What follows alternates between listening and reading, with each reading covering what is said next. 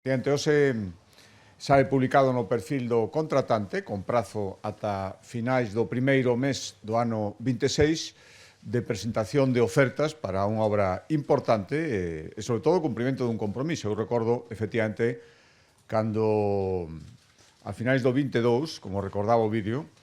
estábamos poñendo en servicio este primeiro tramo da autovía e xa había esa reclamación naquel momento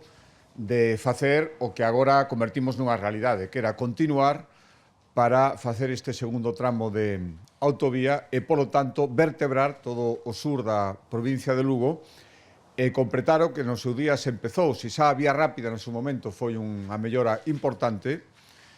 como todas as obras que supoñen un paso adiante, se se pode mellorar hai que acabar facendo. Por lo tanto, agora facemos este segundo tramo, investimento entre as dúas fases, a que xa está en servicio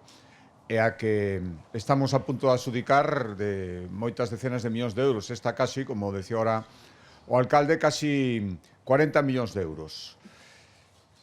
Todo o mundo sabe as vantaxas de ter infraestructuras ben diseñadas e infraestructuras modernas e que colaboren a mobilidade o tráfico importante, máis de 8.000 vehículos que pasa por aquí todos os días, non só en canto a comodidade, non só en canto a rapidez, sobre todo en canto a seguridade. Creo que as vantaxes entre ter unha carretera convencional, como había no seu momento, ata chegar a unha autovía, como vimos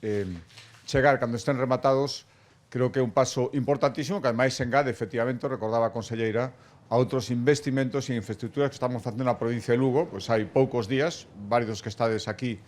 estivestes tamén na presentación da variante de Viveiro, por fin, despois de moitos anos, vais executar a variante de Viveiro, cerca estabase facendo tamén na zona Ourol outro investimento importante e agora que rematará, eu agardo que nos primeiros meses do ano 26, con casi 8 millóns de euros, me parece que era de investimento, e agora este de casi 40. Como decía a conselleira, prazo de presentación ata finais de xaneiro. Agardamos valoración de ofertas dunha proposta complexa, tela rematada tamén durante os primeiros meses do 26 e que non máis alá de principios do segundo semestre as obras poidan empezar. O prazo me parece que vai ser fixado de ao redor de 36 meses, se se pode facer antes, moitísimo millor, pero o importante é que, porque ademais, como recordaba Pallares na súa explicación, esta obra hai que executala sin interrumpir o tráfico, un tráfico intenso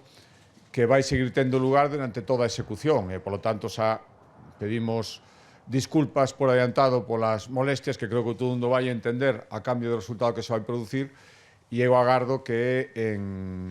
se pode ser en menos de ese prazo de 36 meses dende xullo, agosto deste ano que está a punto de empezar,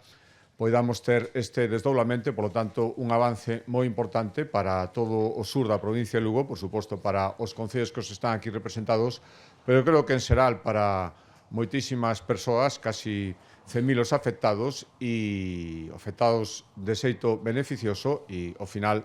seguimos vertebrando Galicia e procurando que unha porcentaxe moi alta da súa poboación, máis do 90%, este unha estancia moi curta de vías de alta capacidade, que cada vez será máis este tipo de vías, autovías e ademais libres de peaxe.